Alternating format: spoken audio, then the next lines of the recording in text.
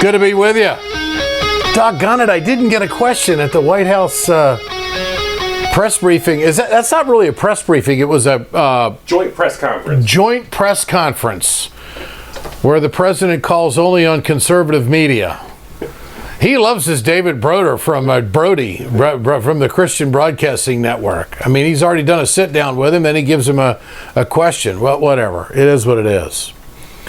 The president, by the way, did make his first comments on General Flynn, and he called him a wonderful man and was treated horribly by the media.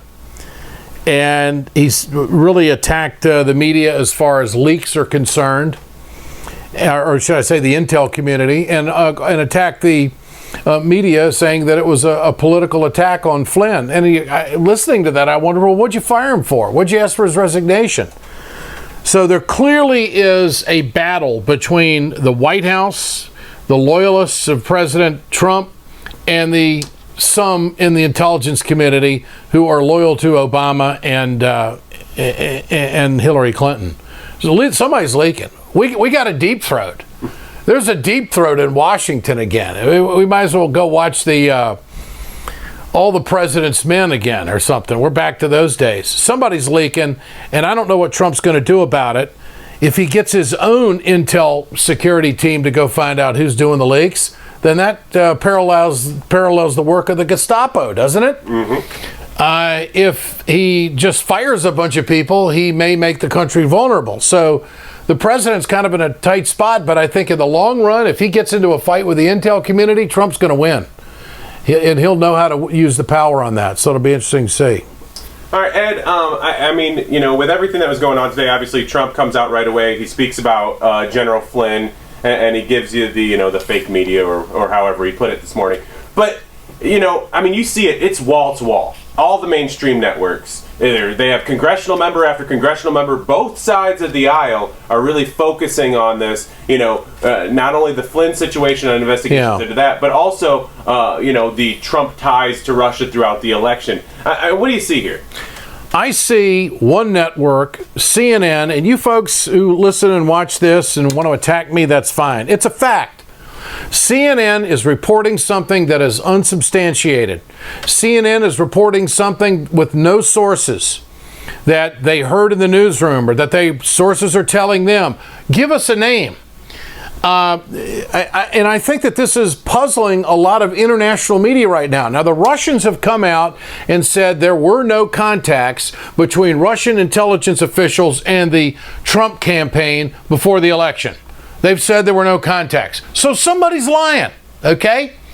But yet the lawmakers on Capitol Hill are getting whipped up into a frenzy because CNN goes on the air with these reports that are unsubstantiated, that are not well sourced, that are not professional.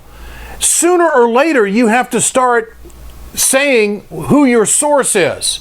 I mean, what's more, let me ask you a question. If you think that I'm such a sellout, folks on Facebook, let me ask you this. What's more important, the security of the country or protecting a CNN source? This is serious stuff that's going on right now. You've got one country absolutely denying it. Well, if there are records of conversations, if there is documentation of contacts with, quote, high-level Trump campaign people, then it should be easy to get to the source. But CNN just keeps choking everybody's chain with this. When the president walked out today, he was fired a question, I believe, by a CNN correspondent asking if he had any response. The president's not going to respond to things that are unsubstantiated. It's rumor mill is what it is, until they come forward with the source. And we're living in this age of fake news. We're living in this age where, tell me who your source is. Get an interview with somebody. Get somebody on camera. Oh, we don't do that anymore. The hell we don't. And so I think that when the president comes out today and he says that, Flynn was treated like crap by the media and there's leaks in the intel, clearly there's people in the intelligence community that are holdovers from the Obama years or loyal to Clinton that are trying to stick it to Trump any way they possibly can, and they're getting emboldened by the Democrats on Capitol Hill who really want to impeach and get rid of Trump. I mean, that truly is what's happening. I'm reporting to you. I'm not favoring one side or the other side. I'm reporting to you what is going on here. And if CNN comes forward with a source, I guarantee you it will be on RT America News at 8 o'clock with Ed Schultz. I would report that in a freaking heartbeat. So that's where we are right now, and it's rather frustrating. And the White House is frustrated by these reports that are out there that are not sourced. That they heard it. They heard it in the newsroom, or the sources are telling them, but they're not going to say anything who they are. But national security is at stake, but CNN's credibility is a hell of a lot more important. That's bullshit. That's complete bullshit is what that is. Are we going to continue, I mean, and not to get into too much off the beaten path here, but, I mean, are we just going to see this, a battle with Trump and the media, especially CNN, for 4 straight years? You know, I hope somebody comes forward with a substantiated report that is resourced to the point of action where a lot of this crap gets cleared up. Because I'll tell you what, the middle of the country is behind the president, okay? They hate the media. They think the media lies. And all CNN is doing right now by putting these reports out there that are not well resourced and not professionally presented other than hearsay. That's what CNN's doing. They're going on the air with freaking hearsay. And no one in the mainstream media is challenging them at all. And the foreign media, I talked to someone from the Turkish media today, talked to someone from the British media today. Okay? They even gave me their card. Oh, you're Ed Schultz. We see you on RT. They wonder what I think of this. I'll tell you what I think of it. Show me your source. Report. And once again, the New York Times is playing their game too. And so there must be a hell of a deep throat out here. I don't believe it for a moment. I really don't. And so we'll see. We'll see who's right and we'll see who's wrong. We do know one thing, that General Flynn's out of a job. And we do know that it wasn't because of his performance. It was because that he misled the vice president and put the VP's credibility on the line after the VP went out and defended what he had heard from Flynn. And that's a circle of his own. By his own doing, he got himself out of a job, put the president in an untenable position. He had to do it. Had to ask for his resignation as it stands. But the media treatment on him is wrong. And I do agree with the president on that. All right. And then, moving into the actual substance of today, it is being kind of overlooked, but it was a very important meeting today between Prime Minister Benjamin Netanyahu of Israel and the president. They spoke at the White House. You were at that press briefing. I mean, what's your initial takeaway? Well, clearly, Netanyahu and Trump have known each other for a long time. In fact, there was reference to family friends and how long Netanyahu has known the son-in-law of the president. So there's clearly a connection there. It was described, the alliance between the United States and Israel, as unbreakable, that they would do anything to defend against the threats to Israel. The president wants the UN to treat Israel much more fairly than they have been treated in the past.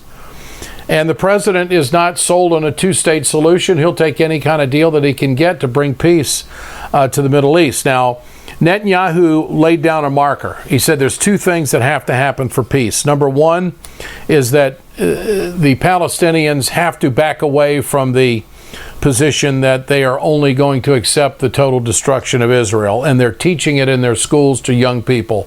The president even said today that they've got to stop teaching the hate. The other issue is to retain the West Bank, the west side of the Jordan River. So these are big markers. But the most interesting part of it all, if I can get to that now, is what was said about the Iranian nuclear deal. Netanyahu made very stern mention of the fact that there have been violations, and he is expecting the President of the United States to hold Iran accountable. And he thinks that he flat out said that Netanyahu said that the Iranians are a threat, and he thinks that they can roll it back, and that they're just not developing a nuclear weapon, they're developing an ICBM intercontinental ballistic missile system, and they need to be stopped.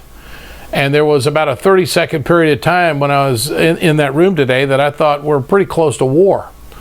We all know how President Trump feels about the Iranian deal. He's called it a bad deal. He did again today. But there was just an air in the room about Netanyahu sounding the alarm on the Iranian nuclear deal, and now he's got a big partner in Trump, and God damn it, they're going to do something about it. I mean, that was the atmosphere. That was what I sensed. And Trump, is just over and over said what a staunch ally that the United States is going to be, and there was an air about it that Netanyahu expects the United States to back Israel under any scenario that may unfold. But it came away from my gut feeling is that it was a sounding of the alarm.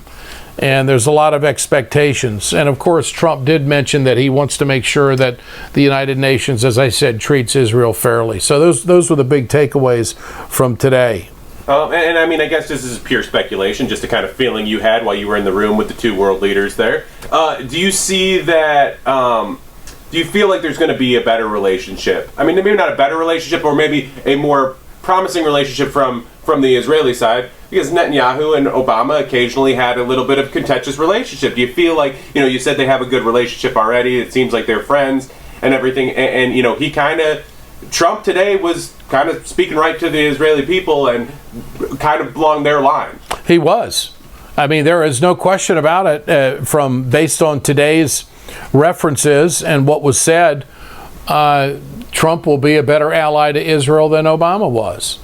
And Trump said, I'll take any settlement you can make. I don't care if it's a two-state or one state. I'll take any kind of settlement the two sides agree upon. And I think Trump is looking at it as a business deal. The Israelis are looking at it as survival. And they want the best ally in the world, and they said that the United States is their best ally. So there's no doubt a very strong Jewish presence in our Congress, and there's a real respect for Israel, and I think that President Trump is going to heighten that respect and solidify the support from the United States to Israel. Now, how that's going to be received by the Palestinians, how that's going to be received by the Iranians is yet to be seen. And there was no talk of Syria, there was no talk of Russia involved in the Middle East or anything like that. This was strictly focused on the Israeli and Palestinian situation. All right. Any other takeaways from today that you got to think about? Well, it was interesting that some of the international media that I did talk to did agree with me when I said that, sooner or later you got to give up a source. Sooner or later you got to source your reporting. And so it'll be interesting to see just how long CNN tries to dog the administration and the country and Capitol Hill with these kind of stories that aren't sourced. And the Democrats, if they're going to buy into that kind of reporting, the Democrats should be demanding, okay, where'd you get the information? And I have a theory, I really, really do, about the leaks. I believe that there are some very good people in the intelligence community who are more than loyal to the United States, that would cut their wrists for the United States, would do anything for country. I think that there are some lawmakers who are on intelligence committees who are getting this information and leaking it to the media. And I think that there is a cozy relationship between some congressional members and the mainstream media to put them in a good light, so they're feeding this information. And who knows whether it's right or not. But there are leaks all over the place. The White House is disturbed about it. Some government officials are disturbed about it. But there has been no game plan delivered from the White House or the president on how he's going to deal with it. But you get a sense they are going to deal with it.